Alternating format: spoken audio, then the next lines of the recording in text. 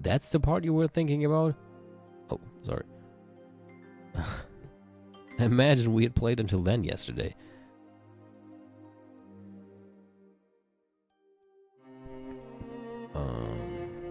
Beatrice, I have been calling to you for some time now. Did you not hear me? Moo. Moo. Were you? My apologies. I was lost in thought. Forgive me. The weather is pleasant. Yes, I can understand how the weather has stolen your heart. Will you have your black tea here? Who am I? I will bring some tea now. Wait here for a while. Forget about the tea. Talk with me. Very well. What do you mean, who am I? Kinzo had used the excuse of getting black tea to try and interrupt the conversation for the time being, but his attempt had been very transparent. I sat in a garden chair and beckoned Kinzo to do the same. Kinzo sat down heavily, exaggerating his age. For a while we sat and appreciated the silence. Who am I? Until today, no one has answered this question. For some reason, everyone averts their gaze and evades me. I have known you for a long time. I think of you as my best friend, even as a father. Oh, father-zoned. That is why I want so much for you to tell me. You should know who I am. Well, she lost her memory at some point? Why are you worried about something like that? You are Beatrice, the master of this mansion, is that not so? What more could you want to know? I do not know. Oh, I think we've never seen that face before. What's this? Don't you even understand what it is you want to know? How mysterious. In one's youth, there are times one wants to play in the maze of thought that has no exit. Perhaps that's what your worries are. Kinzo laughed as though it was a trivial matter. However, I couldn't help but feel that this behavior was another attempt to force me to stop any further questioning.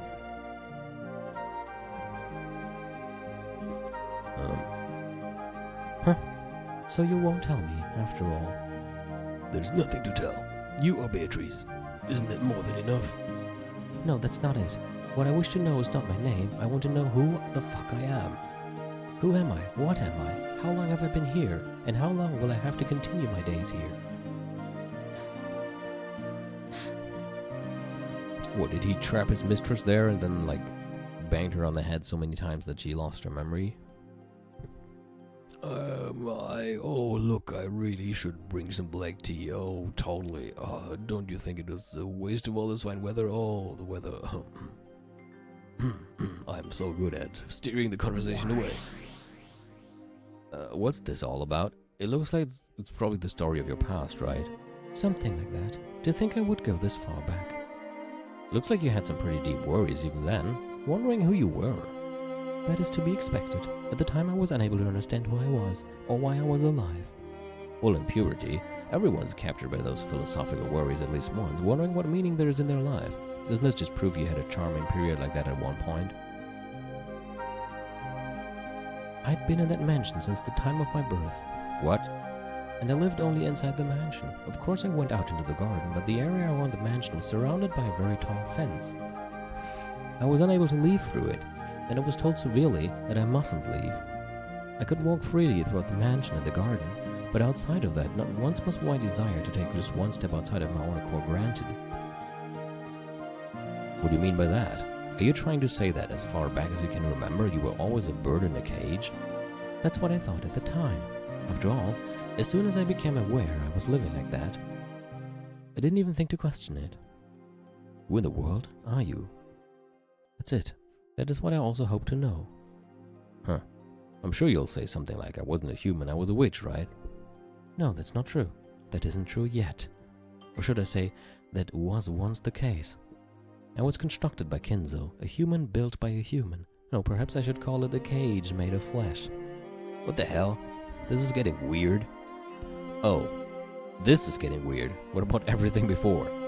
You probably won't believe it anyway, but listen first. I was a mighty witch who had lived for 1,000 years, but at one point I was summoned by Kinzo, and by that hidden art I was bound as his prisoner for eternity. Never heard that before. From what we hear in the Ushidomiya family, you were summoned by grandfather, made something like a devil's contract with him, and gave him the gold. Indeed, that is correct. Then, I was supposed to vanish until the contract was complete. But, well, popular women have it rough. By some turn of events, Kinzo fell in love with me. Grandfather's nearsightedness must have gone pretty bad, ouch. With the astigmatism too. To fall in love with you, of all things. Huh. Well, to me, there could be nothing more bothersome. However, the power of humans is a frightening thing. He displayed that fearsome power and rooted me to his place. He said I wouldn't be freed until I nodded my head in agreement. Such an overbearing man. Isn't that awesome? Everyone knew Grandfather was obsessed with the occult, but who would have guessed he had the power to root down the great witch Beatrice? Huh, ridiculous. Who'd believe such a weird story? As I thought, you don't believe. All I believe is the fact that you lived in this hidden mansion in the middle of the forest. You are the 19th person on Rokkenjima, right? Indeed. Just as you imagined, this is deep within the forest of Rokkenjima.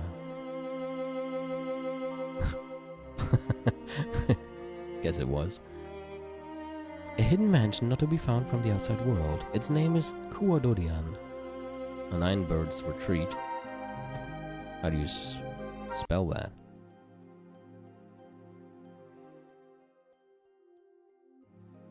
Oh. Okay.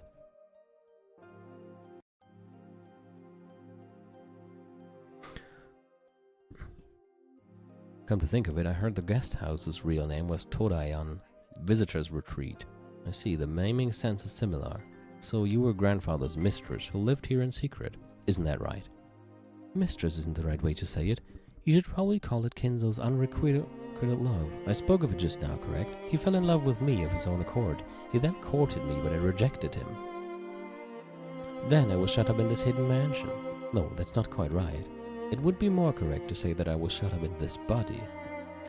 I've got no idea what you said at the end there. You will just make fun of it and refuse to listen, right? After all, you say you don't believe in witches or magic. If you have no ears to hear what I tell you, saying it would be the pinnacle of foolishness.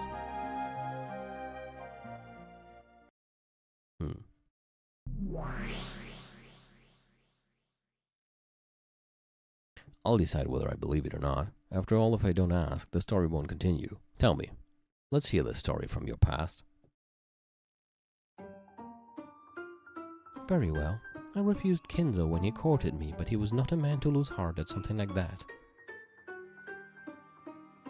Is that Gu no Kocho?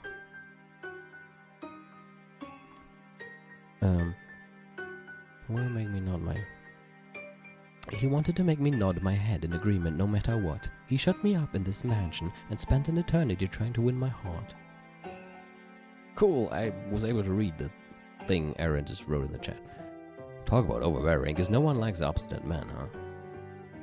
Regardless of whether I responded to his courting or not, having a man so desperate for me was, well, as a woman it wasn't so unpleasant. However, I never accepted his proposal. I tried to find some way to break through his guard, but that barrier was firm and I couldn't crack it. And then, after trying to resist in various ways, I eventually reached the conclusion that to escape from Kinzo's barrier I would have to throw away this body of flesh. The physical body is a vessel with many restrictions for a magic user. Throw away your body of flesh? What does that mean? Something like an out-of-body experience? Well, if you want to think of it that way. However, I am no spirit. Even though I am a witch, in the beginning I was born with a human's body of flesh. So for me, throwing away that physical body, while it didn't mean the same thing as death, it did require a similar level of resolve. So in other words, you decided that you couldn't be released except by suicide, is that it? It wasn't suicide. It was nothing more than throwing away my body of flesh. Of course, becoming nothing more than soul is a precarious situation. When the soul leaves its body of flesh, it is constantly exposed to the strong winds of the sun.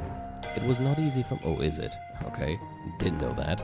It was not easy for me to maintain myself and avoid being scattered by them. It was a final measure that I wanted to avoid if I could. However, there was no other way to break through Kinzo's barrier.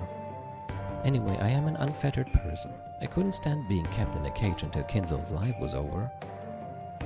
I couldn't see the stuff Beato kept going on about throwing away her body of flesh as anything more than suicide. Grandfather persistently courted her, and to escape from that, she chose her own death. So you're saying you committed suicide? What are you talking about? Isn't that you sitting carefree there in the garden chair? That's right. That is the new cage I was given by Kinzo. Cage? You mean this mansion? No, I mean my buddy relaxing in the garden chair over there. Even though I was so desperate to escape that I became naught but a soul, Kenzo still had no intention of letting me go. Das muss für Kenzos Ego nicht gut gewesen, naja. Oh, he was a fearsome person. Normally, when the object of one's unrequited love shows that she is willing to die, that should be enough to bring that person to their senses, even if their love has lasted 100 years. Perhaps that's why even he managed to become a sorcerer of sorts. Don't try to confuse me with that incomprehensible witch girl talk. What exactly are you trying to say? That Kenzo didn't let me escape even after I became a soul. Human emotions are terrifying. To think you would be able to exhibit such power, tying down a dead soul is not something that can be accomplished easily, not even for a magician who specializes in such matters. Because I knew this, Kenzo's fearful magical power shocked me for the first time. Then Kenzo seized my soul and brought me back. However, a cage to hold a seized soul cannot be made from iron or lead. Only one thing remained. What? You aren't gonna say it was a magical cage or something, are you? Wrong. It's that body of flesh over there, just like yours or mine. Only a cage made of flesh and blood can tie a soul down to this world. Kenzo shut my soul up in a cage of flesh built to be exactly like me. So to sum up, it's like this. Grandfather obstinately courted you, you started to hate it and you committed suicide, but you weren't clever enough to finish the job. Damn, you really took a roundabout way to say something like that. No, that's wrong. My soul was shut up in the seed of a homunculus, and I was born out of a test tube. Huh? But that's crazy. That isn't even possible, right? Kenzo accomplished even the miracle of creating life, and simply to shut my soul up in that cage. That he would show such magical power simply because of his own love. A thoroughly terrifying person, and a thoroughly stubborn person. Or a terrifyingly stubborn person. It's already gone pretty ridiculous. Say whatever you want. I won't believe anything. Just do what you like. Moo. Moo. What's with this unpleasant attitude? I'm not sure if Kenzo is amazing or exceedingly creepy. Kinda both, though. Huh. In the beginning, I showed a little interest, thinking that there might be some huge hint hidden here, but the more I ask, the weirder the story starts to get. I get the feeling that even though this is supposed to be a game about denying witches, I'm suddenly being forced to just swallow the story about witches. Sorry, but I don't feel like listening to this anymore. Just keep rambling on to yourself as much as you want. I'll be over here peeking at my earwax or something. Huh. When I started acting cold, Beatrice seemed unusually discouraged. Of course, her expression was still shameless, but in that really easy-to-understand expression of hers, I had the feeling I was able to catch a glimpse of loneliness at my failure to find the story of her past interesting. For some reason, that subtle reaction made her seem pitiful, so even though I kept my careless attitude, I decided to cover for her slightly. Damn it, even though she's an irritating witch, I'm still weak against her because her chromosomes are XX. Well, I've got absolutely no desire to believe you, but I keep going. Let's have a bit of a story instead of tea snack. So you treat the story of my past like little more than a snack. Do you expect me to just casually tell you when you insult me like that? After I made fun of her, Beata reacted a little sensitively. It looked like, even though making fun of people was her specialty, she was horrible at being made fun of by others. Yes, just then my black teacup suddenly made a sound, surprising me. Milady's soul was seized and breathed into a cage of new life. In other words, Milady received life as a human once more. Before I realized it, the demon butler had taken my cup and was adding more black tea to it. Renov, enough of that. This person just said it was too ridiculous to be worth listening to. Well, he's too ridiculous to be worth talking to. No, you. I'm baking some new cookies right now. Until they're ready, I thought you might find the story of Milady's past to be a perfect substitute for a snack. Didn't I say that's enough talking about me? Such unpleasant people, a lot of you. I'm leaving.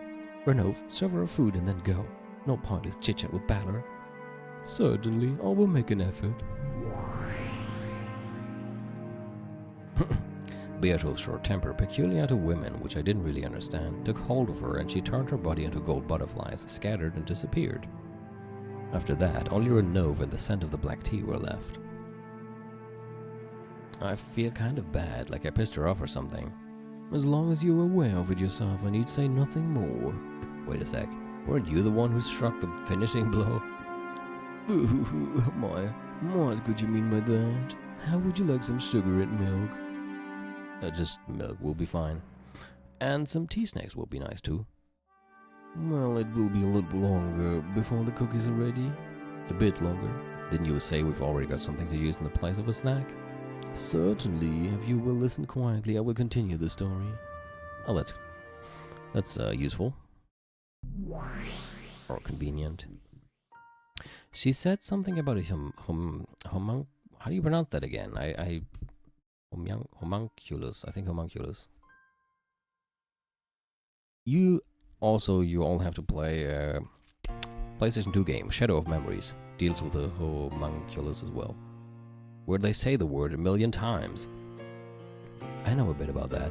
It's that thing, right? A manufactured human created with alchemy or something. Yes, Milady's soul was shut up in a homunculus, and she was revived into this world, receiving life again as a baby. However, because it was a baby, any professions of love on Kenzo's part would have been quite useless.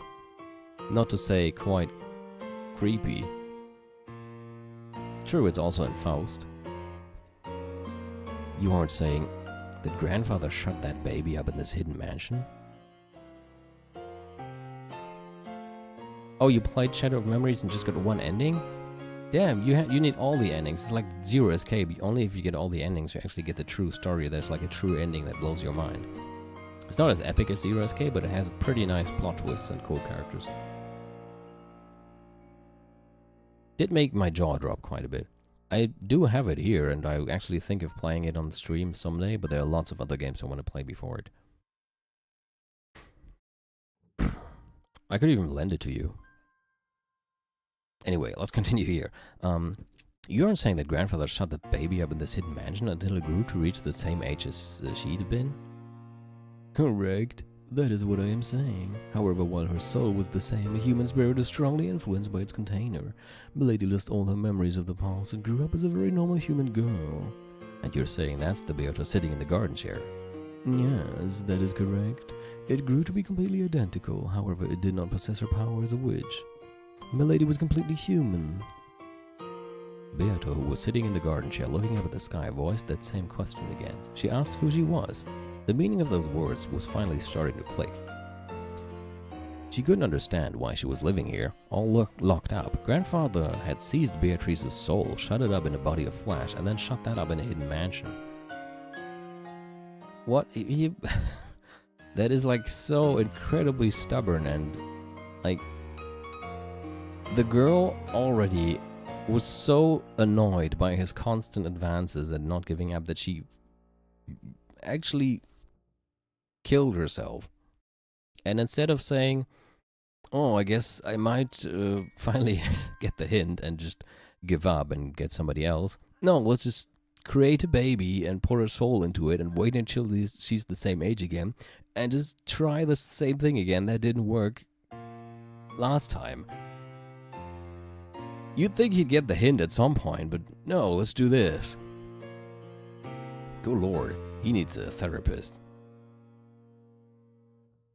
Okay, however, since she had lived here since the time of her birth, she couldn't even understand who she was or why she lived shut up in there.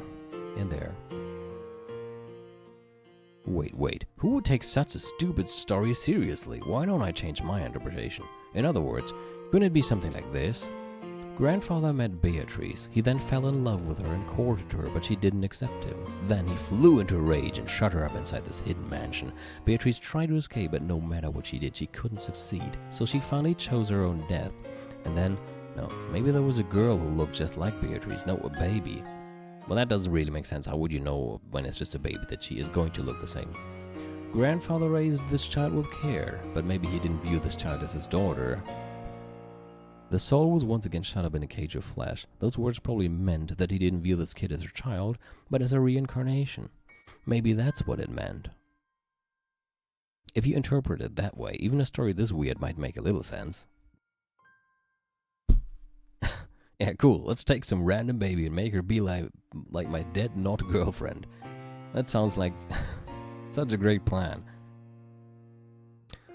No. This might be some bullshit Beato cooked up to confuse me. As if I could accept any of this. In the first place, aRdW, was it? There's no proof whatsoever that a hidden mansion actually existed. Well, there isn't, but weren't you arguing that it should exist because that was helping your argument against Beatrice? Could this be something she just fabricated on the spot? A hidden mansion called aRdW does exist in the forest of Rokkenjima. That is the place we were just talking about. Huh? Red? Renov used the red to say that aRdW actually existed. Did that mean the same thing as the red Beato used? I may not look like it, I may not look it, but I am a demon. Please keep this a secret from milady, yes? Sure.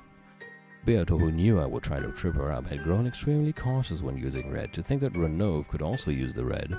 However, it was the red of a crafty man. I didn't know how far I could accept it, but anyway, I might be able to get some kind of hint out of it. So that Beato relaxing in the garden of aRdW and that conversation she had with grandfather were the truth. Yes, it is the truth. In the past, the pair actually had a conversation like that in this place. Thanks a lot. I'll ask for some more red. You said she was born from a homunculus, but does that kind of unscientific magical thing actually exist? I am unable to answer that question. After all, doing so would cause a stalemate. A stalemate? What does that mean? It's a chess term referring to a state in which, similar to a perpetual check, any further progress in the game becomes impossible. This would be the opposite of an endless repetition of moves, because all moves would disappear and it would bring about a kind of deadlock. In chess, this would lead to a draw just as a perpetual check would. However, there can be no draws in the game between you and the lady. Therefore, I am unable to answer a question that would bring about a stalemate. You obviously want to confuse me by saying incomprehensible stuff, but simply put, you're trying to dodge the question because you can't use the red to say that something magical like a homunculus exists, right? If I were to say in red that a witch exists, what would you do, Bettler-sama?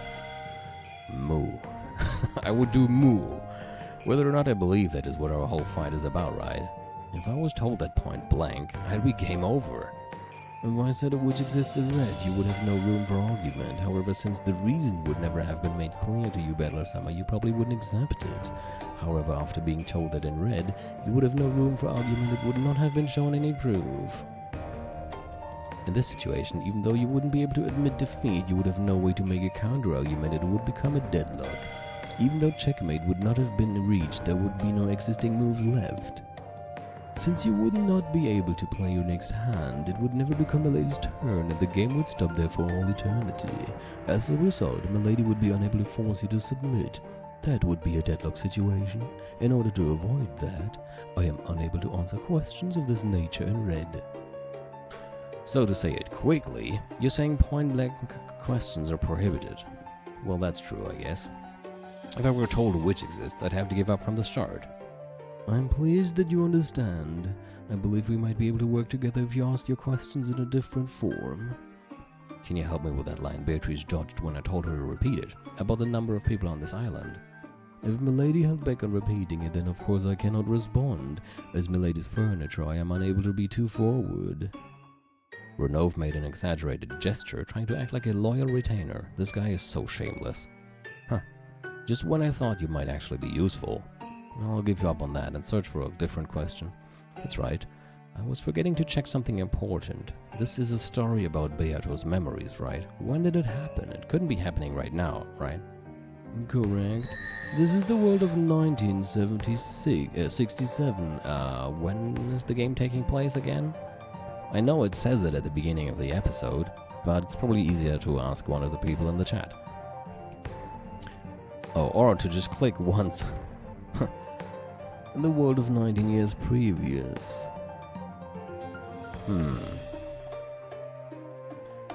Let's try rearranging the story again. I wonder if it couldn't be something like this. Grandfather fell in unrequited love with a person called Beatrice. Then he confined her in this hidden mansion, continued to court her, but she was stubborn and didn't give in. I would rather say he was stubborn and she was just, well, stubborn as well, okay. Eventually, she grew pessimistic about being able to escape from here and probably committed suicide. And then, her soul was put in a homunculus and, no, if I accept that, it's the same as accepting the witch. I can interpret that part like this. She probably had a posthumous daughter. Grandfather must have believed that her soul had been placed in a new physical body and might have thought that the child was the reincarnation of Beatrice. That means at least 90 years ago, Beato existed on this island as the 90th person.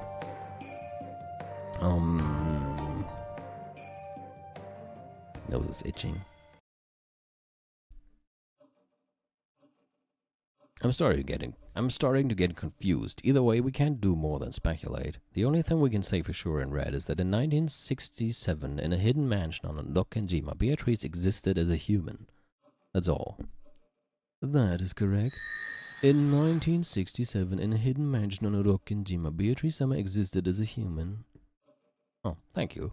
That really helps. Congratulations. With this, you have made clear the existence of the piece known as the 19th person. The 19th human for you to blame, just as you longed for. A sacrificial seep upon which you can shift the blame of any crime. How amusing that it happens to be milady. Poo-coo-coo. Renov laughed indiscreetly. Somehow I didn't like how he put that, so I didn't feel like laughing along with him. That's right. There's that thing Aunt Rosa said. Beatrice is dead? I killed her? What did that mean? Yeah, maybe if we could finally hear her talk more. As for that, it might be faster to see the actual circumstances rather than listen to me tell you. Let us advance the clock a little more. Renov pulled a stylish pocket watch from his pocket and touched the watch stem. As soon as he did, I saw gold butterflies gather behind his back and take the form of a person. Was it Beato? I quickly realized that it was someone else.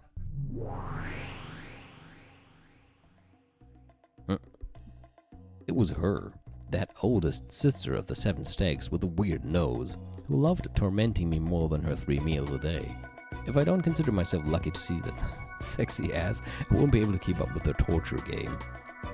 Oh no, Summer. So you're still here. This is an urgent call from Beatrice, Summer. My, what kind of urgent business could it be? It seems my chat with Bettler Summer has run a tad long. Well then, Bettler Summer, if you will excuse me. Please continue to enjoy your game with milady. Yeah, I'll enjoy it as best I can. Because my conversations go a lot more smoothly when they're with you as opposed to her, and you're more gracious with the red too. Come and talk again anytime you like. Bettler Summer, despite how I look, I am milady's furniture. I can do nothing. Milady does not desire. What I said in red was something that normally should have come from milady's mouth. I did nothing more than announce the red truth in milady's place as she sulked. So she really was sulking then. Seeing me and Renov incomprehensibly hitting it off, that steak Nechan cocked her head curiously. Renov-sama, we are keeping Beatrice-sama waiting. Let us hurry. Yes, I shall go immediately. Well, Beatrice-sama, I will see you later. It was. It appears that we have finally started getting along. As I thought, I have the feeling we'll manage to become good friends. Sure, if you mean partners at gossiping behind Beatrice's back. Renov-sama. Yes, if you will excuse me. Maybe she didn't like seeing him act so friendly with me, or maybe she really had been told to hurry. When the steak Nechan, that's a funny name, let out a thunderous cry, Renov laughed frivolously and disappeared as if running away. Man, Renov and me, BFFs forever. Wait, forever is already in there. Huh? Why am I, the oldest sister of the 7 stakes of purgatory, being summoned from menial tasks like this? Even though Beatrice-sama could have told one of the younger sisters, I'm not going to read that. I'm not going to read what you just wrote in the chat. That is disgusting. Even though Beatrice-sama could have told one of the younger sisters who look like they've got nothing better to do. Sheesh. Why so grumpy, Nechan? If you're hungry, eat a cookie or something. Why don't I give you the last one? Huh? How thoughtful. Then shall I take one? Casually pushed the snack plate with the last remaining cookie over to her. Thank you. I knew it. As though coming as a period At the end of the sentence, a sharp sound pierced the table. The nails on 3 of her fingers extended, grew sharp, and pierced the space between my fingers on the hand that was pushing the plate, missing them by a hair's breadth. It had happened in an instant, and for a while I didn't even realize that her fingernails had grown. The tips of those sharp nails were like blades with a red manicure. The spaces between the bases of my fingers hurt sharply. Those razor-like blades had been plunged into the table a hair's breadth away from the back of my hand and my fingers. Because of those 3 blades, I was unable to even let my careless right hand tremble, and by now, all I could do was let a bead of cold sweat drip down. Whoa, Nachon, isn't it about time you cut your nails? It's Lucifer. That is my glorious name. The honored furniture who serves Beatrice Summer, and the oldest sister of the 7 stakes of purgatory. I'm not like my disgraceful younger sisters. If you don't show proper respect, you will regret it. And why would I regret it exactly? Can't really think of a reason. Stupid kid. Do you really want to play with me that much? Was it that unforgettable? I'll thrust my stake deep, deep into you, and let you enjoy being gouged to the fullest, okay? That could be a very wrong line in a different kind of game. Damn it, someday I'll have you down on the floor and say the same thing. See? Damn, now I'm taking away the creepy battle lines. I should stop thinking like him. Oh really? Wow, I can't wait.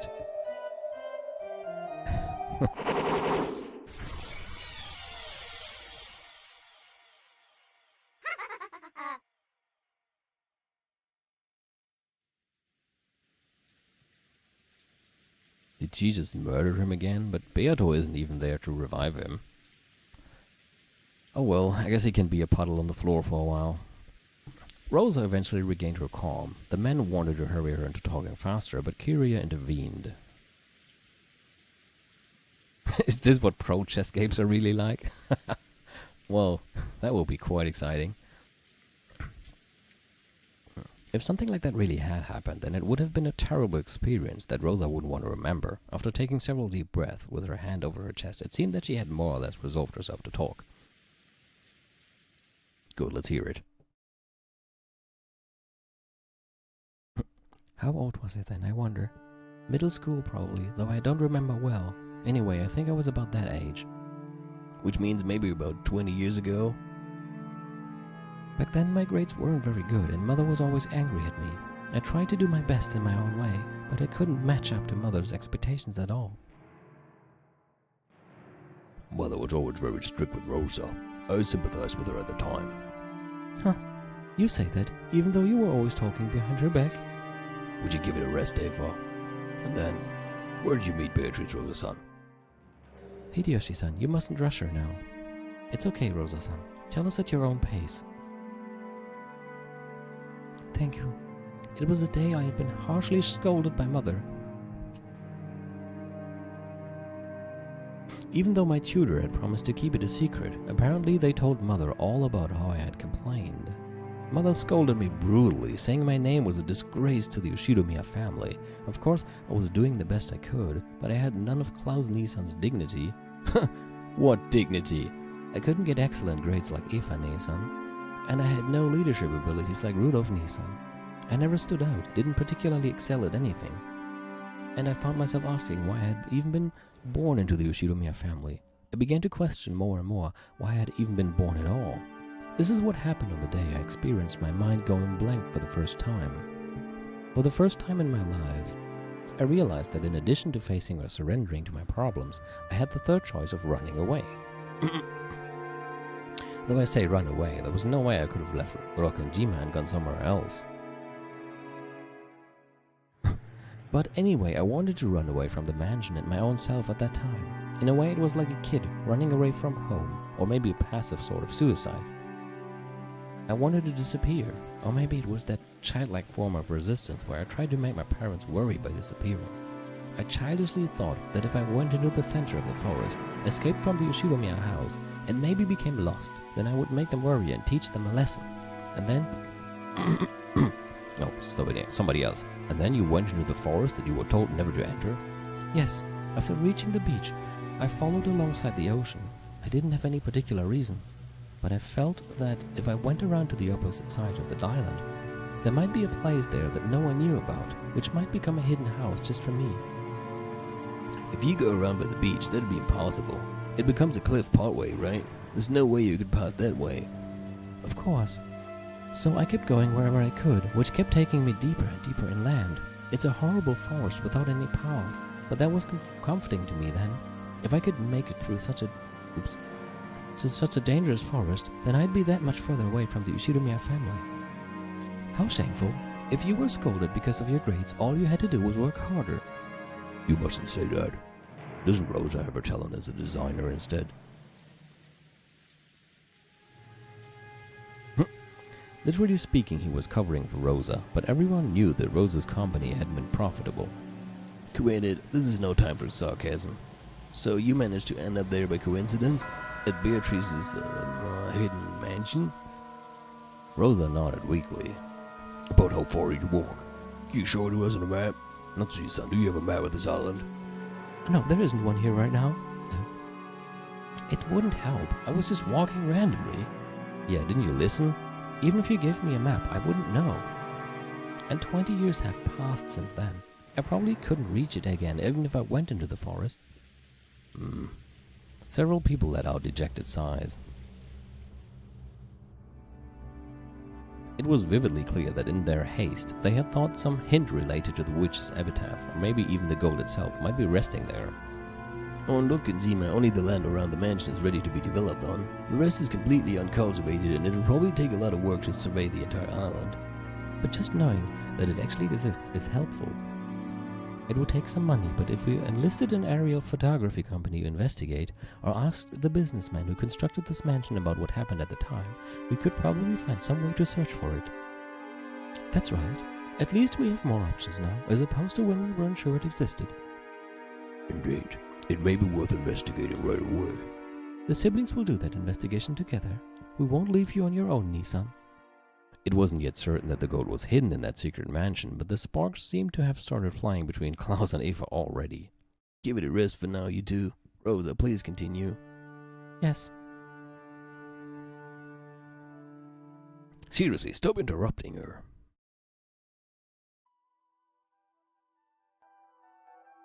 Oh. Music.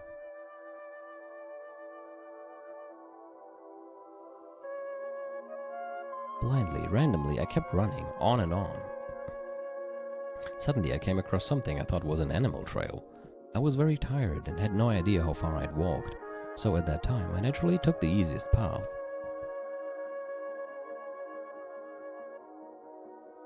As I did, suddenly right before my eyes, a very, very tall fence appeared. It was a fence wonderfully adorned in a Gothic style. For an instant, I thought I'd gotten turned around and returned to the original mansion. Of course, there were fences around the mansion to stop us from entering the forest, but this fence was decorated differently, and moreover, it was very tall. It probably reached a full 2 stories up. It was covered with ivy and created a mysterious solemn atmosphere. At the time, I believed in the legend of the witch of the forest, Beatrice. I had been told that she was frightening, but some of the servants told me that she would sometimes help you if you respected her. Since I had little confidence in those days, I believed the only way I could be saved was by receiving her help. That's why I thought what I did. Oh, okay. I believed that this was the fence of the mansion belonging to Beatrice, the witch of the forest. I thought that if I could meet with Beatrice, she would definitely save me. So I decided to try going in, but the fence was very, very tall, and it didn't look like I'd be able to go over it. So I chose to walk around it. I thought that if I did, I'd eventually reach a gate, but it wasn't that easy. The fence had an incredible length to match its incredible height, and no matter how far I went, I didn't reach a corner. It might have encircled a massive area. Or maybe I just had that impression because my child's legs made it difficult to walk in the forest. Anyway, I couldn't find a gate for a while, and I started to feel sad, as though the witch had rejected me. As I did, I eventually came upon a large tree whose twisted root had bent the fence. It might get my clothes dirty, but if I crawled, it looked like I'd be able to sneak in. And there you found the hidden mansion. I don't know if it was the hidden mansion we've been talking about. Still, at the very least, it wasn't a place that we know of. It wasn't as though I came out into a garden as soon as I passed the fence. I had to continue through a lot more uncultivated forest after that.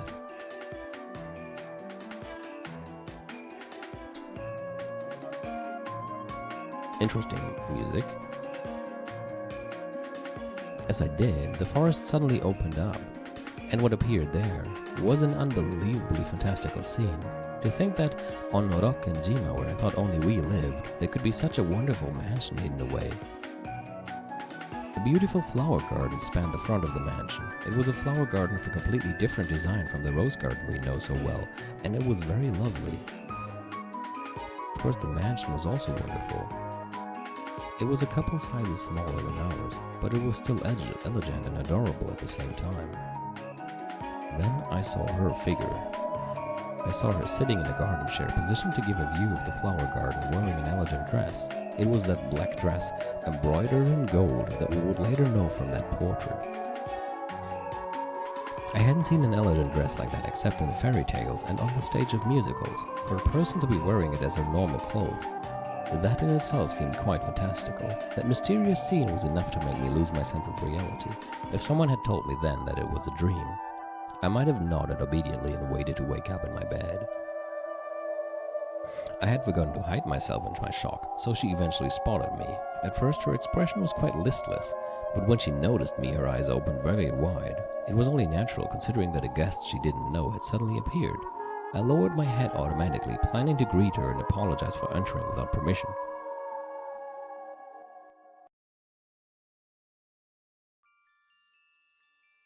Who are you? The new gardener? Those were the first words she said to me. I grew slightly calmer, because I realized that we could talk to each other, because I hadn't been turned into a frog just by meeting her eyes like a terrifying witch in a fairy tale. I'm sorry.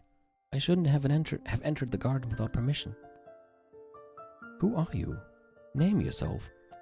I am Ushiromiya Rosa. Ushiromiya? Oh, one of Kinzo's family.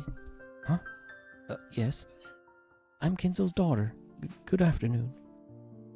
I was a little surprised. After all, father was a great man, feared by everyone, and yet she had spoken of him without using honorifics.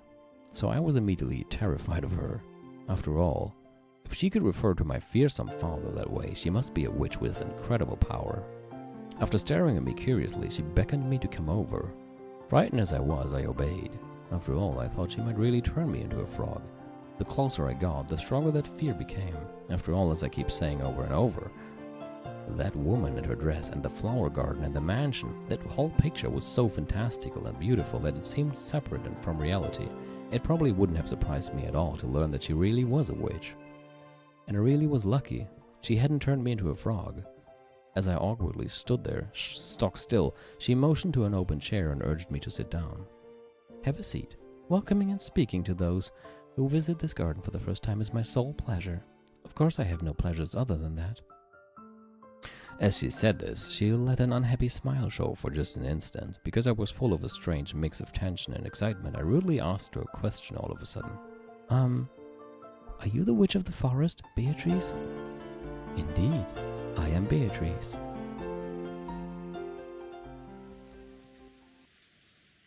As I thought. Beatrice actually existed. Did she really look like the portrait?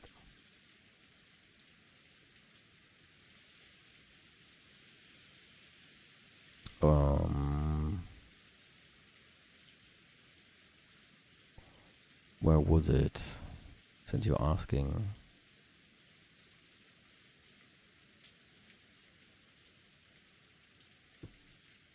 Hmm.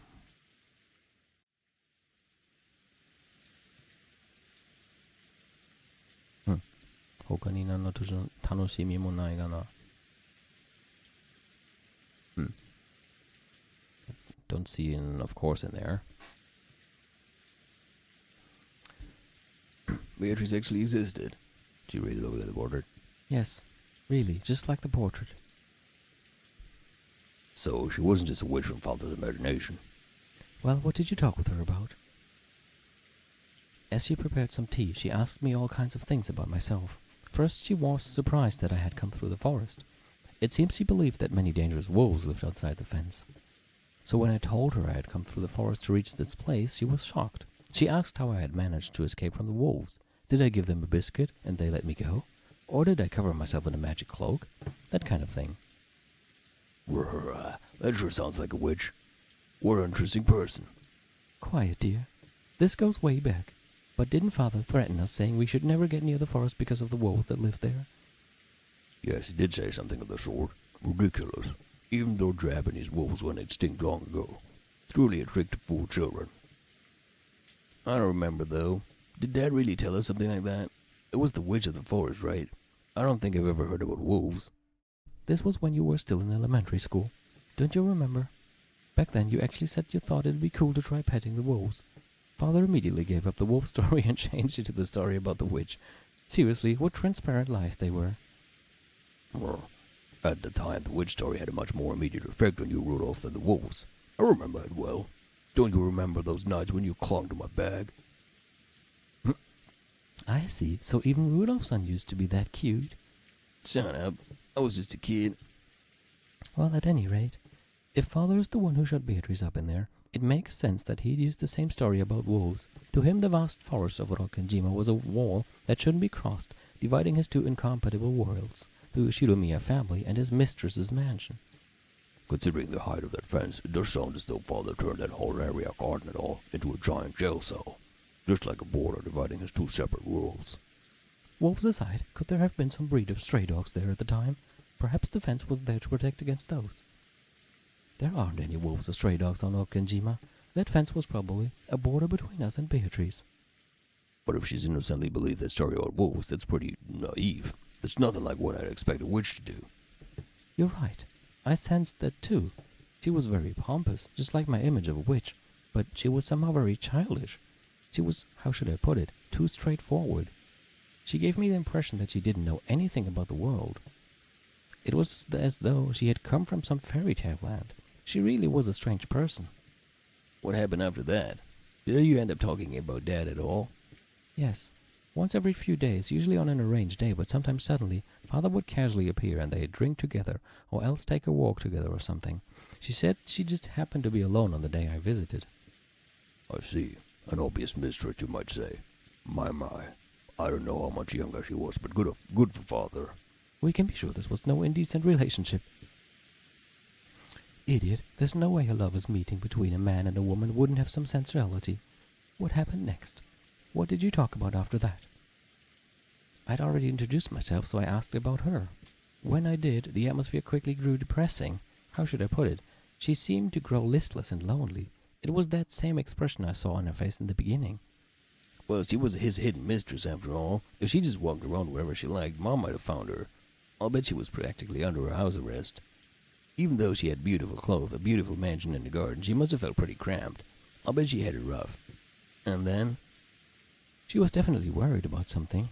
I remember feeling really sad myself when I realized it wasn't something I could do anything about by talking to her. She seemed to forget I was even there. She gazed vaguely off into the distance and was silent for a long, long time.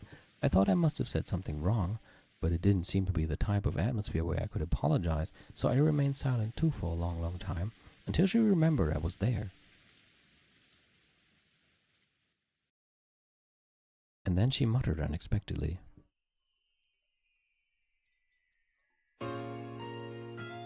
"Are there really no wolves beyond the fence?" Huh? Yes, that's right. I've never seen wolves, not even in a zoo. What is a zoo? It's a place where they keep all kinds of animals. They're full of rare animals like elephants and giraffes and pandas. So there aren't any wolves in a zoo? Then, it might not be so scary. Even if there were wolves, all of the animals are put in cages, so it's safe. That's why you can safely look at them and learn about them. The mighty witch of the forest was apparently terrified of wolves. I remember it looked pretty funny to me at the time. How am I any different? Huh? She didn't know about zoos. I explained how fun zoos could be, but it was very difficult for a person like her who had never visited one to understand. On the contrary, as I explained it to her, her expression grew increasingly dismal. She couldn't see the difference. Apparently, even though she lived in an elegant mansion that was surrounded by a high fence and seemed to lack for nothing. Oh, this melody comes, in a particular song I like that hasn't played yet. It's the melody that is only played by a piano in the song that is called something with Replayer. I'm not going to say the whole title because even that might be a spoiler. Okay. Even though she lived in an illusion mansion as well, my friends seemed like nothing. She couldn't see how she was any different from animals shut up in cages. Who am I? Everyone calls me Beatrice, and that does indeed seem to be the name of a great witch, as you say. But that isn't me. I cannot use any magic. I simply have the soul of that witch sealed inside my body. There was definitely something odd about her. Beyond just being cut off from the world, it seemed she truly believed that magic exists. I think she talked about lots of weird things, but I don't remember the details. All I thought was that this might be a person to be pitied. She was unable to leave this mansion of her own free will, a prisoner without even realizing it. So this is a version of Beatrice that I can actually feel pretty sorry for. And she didn't know anything about the outside world, didn't even understand who she was. Every time a game or anything mentions the outside world, I immediately have to think about Danganronpa. Fuck. Why do I say fuck? Danganronpa was a great experience. I don't mind being reminded of it. She probably vaguely realized that she was to be pitied, but since she didn't know anything, she seemed incapable of recognizing her own unhappiness. Long ago, when I told Nesan that I felt sorry for a bird in a cage, she said this: "A bird that only knows about the inside of the cage doesn't long for the outside." But this wasn't a bird. She really was a person. Even if she had never been outside the cage, she understood that there was more to the world. So, I invited her. "Do you want to try going outside the fence?" There really aren't any wolves. There aren't. You'll definitely be safe. I want to leave, but the gate is always closed. There's the place I came in through. It's got a crack you can slip through.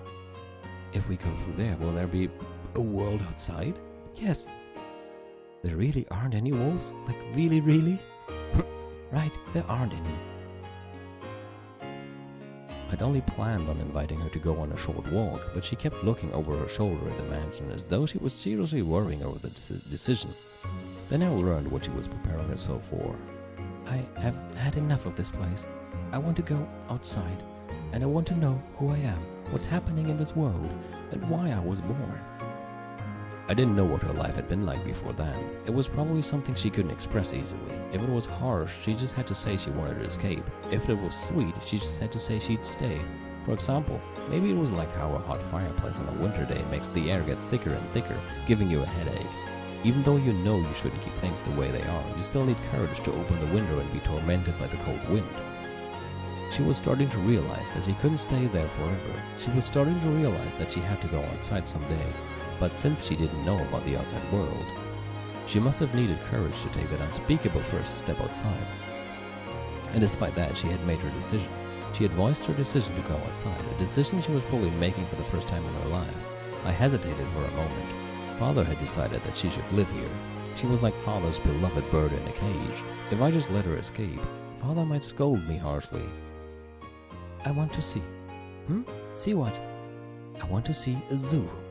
Ah, I was just a little surprised when she finally gave me a gentle smile. Could that have been a far-sightedness brought about by her decision to venture out from her cage? It was a smile so gentle, I couldn't imagine that it had come from that once dark face. When I speak with you, I keep hearing about things I don't know. I don't even know about this thing called school, nor do I know about zoos. I don't know about movie theaters. I don't know about amusement parks. And I feel from the bottom of my heart that I want to know about those things. Will you take me to see them? Yes? I was nervous about how I could keep it a secret from Father, but her face looked so happy, so I went along with her and nodded. But she seemed not to notice the meaning behind my vague smile. She seemed to believe that I would really take her to all those places. She was pure and genuine. She'd probably never been tricked by anyone. Though maybe it's better to say that she had never learned how to doubt. Her smile was somehow radiant and yet pathetic. I wanted to find a way to grant her modest wish. I've had enough of Beatrice. I want to know who I am. I want to start out as a new human, not Beatrice. So I want you to take me away from here. I don't need tea anymore. I don't need this dress. I want to meet with Kinzo again. Please take me from here, Rosa. However, that responsibility was one that a child like me couldn't hope to fully bear. Still, when I saw her serious gaze, along with that brilliant smile that made it look as though a possessing spirit had left her, I could feel a little courage start to rise up inside me. Oh shit, it's already 11 o'clock. I didn't even... Time just flew by so quickly. I'm gonna finish this scene, I think. This was definitely something that would get me into a lot of trouble, and yet it was definitely the right thing to do. I don't know how it'll turn out. Oh, damn it. But I'll take her away from here. Of course I won't be able to talk to father, and not mother either. Should I talk to Oni-sama or Oni-sama? No, what about that reliable Genji-san? Or, that's right, what about Kumasawa-san, to whom I can always talk when I'm in trouble? I'm sure they'll be able to do something. Anyway, for now, I'll take her out of here. This was already a place she didn't want to be. So I took her to the crack in the fence and led her outside. She was all nervous, checking to make sure there were no wolves around. But once that fear disappeared, even just walking around this dense forest seemed to be fun somehow. Every time she found something, she would ask me about it, and they were all really trivial things. What's that flower? What's that leaf? And that sound? This is a completely different Beatrice from the one we know. It's actually kind of cute, like a child. And that smell? It really was like the inside of that fence had been her entire world. So now that she had traveled beyond the limits of her world, it's strange. When I first saw her, I really thought she was the witch herself relaxing inside the witch's mansion. But now it was different. Or actually the complete opposite. She had left a world she had believed to be finite, and was overjoyed at the realization that the world was endless, something she had never thought of before. So everything she saw was new. It was almost as though she was the one who had been thrown into a fairy tale. If she was Alice, then I felt almost like a rabbit holding a watch. To her it was probably a really fun walk, filled to the brim with excitement, but I was actually at a loss at what to do. After all, I walked randomly to get there. Of course I didn't know the way back to her mansion.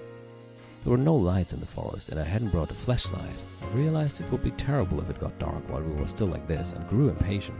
She was too innocent, and apparently she couldn't understand at all how frightening it would be to face the night outside in the forest. But I was the one who brought her outside. I had to take responsibility somehow and resolve the situation, so I had a thought. Let's go out to the ocean for now. If we then follow the beach around, we should eventually make it back to the mansion. However, that was much more of a problem than I'd imagined. I didn't have a map or a compass. There was no way I could walk in a straight line through an uncultivated forest, and I immediately lost my sense of direction.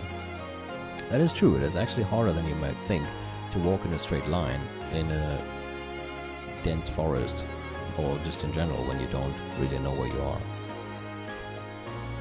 I already had no clue which trail I had come by and was completely lost. At this rate, night would definitely fall before I had a clue where to walk. Or if you'd be, I don't know, do you have such a bad sense of direction? But no, it doesn't even have anything to do with a bad sense of direction. It can be very difficult. Go into a deep forest and try it. Or, no, please don't.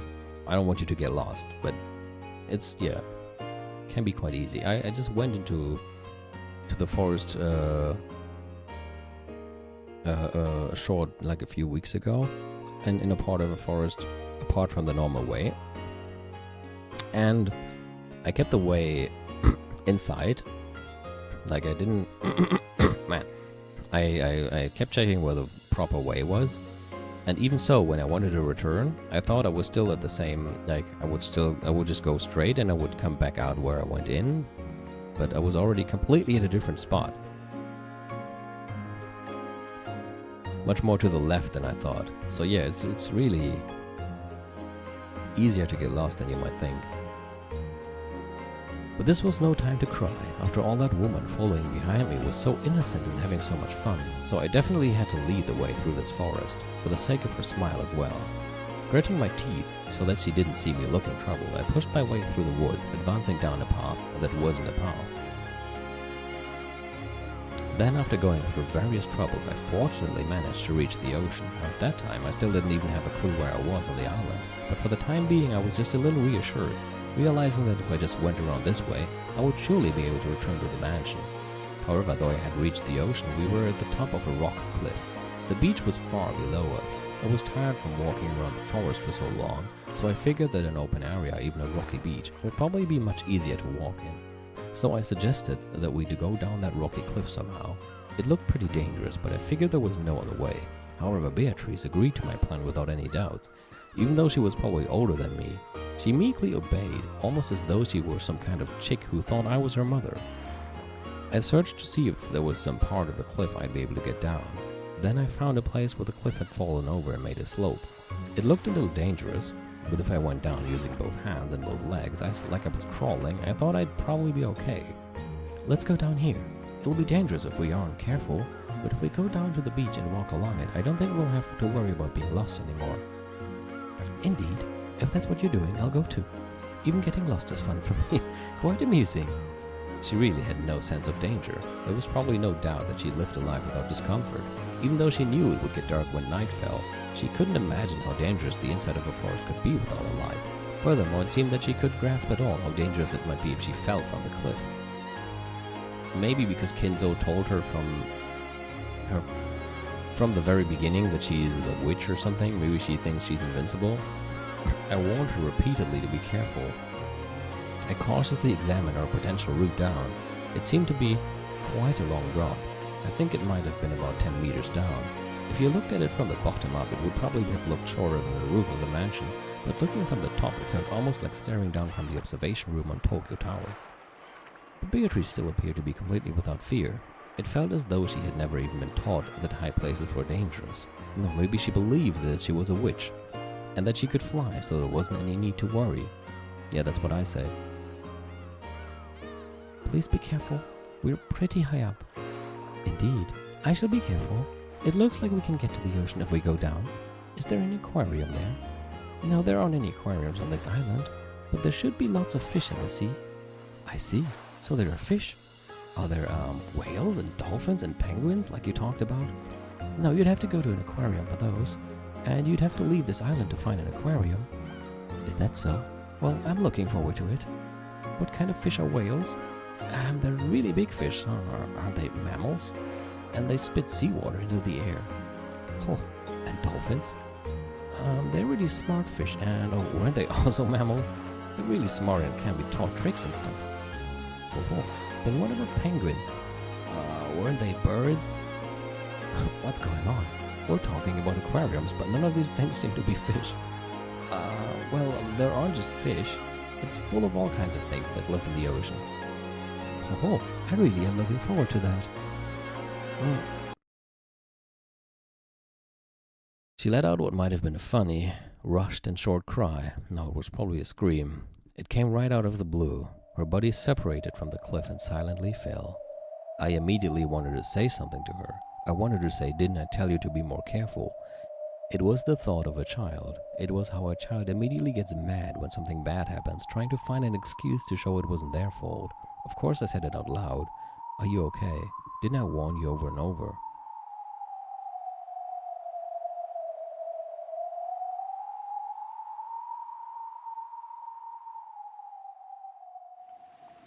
So, she fell from the cliff, and then what? I don't know. What do you think, Sherlock Holmes? Okay, it's 11:10.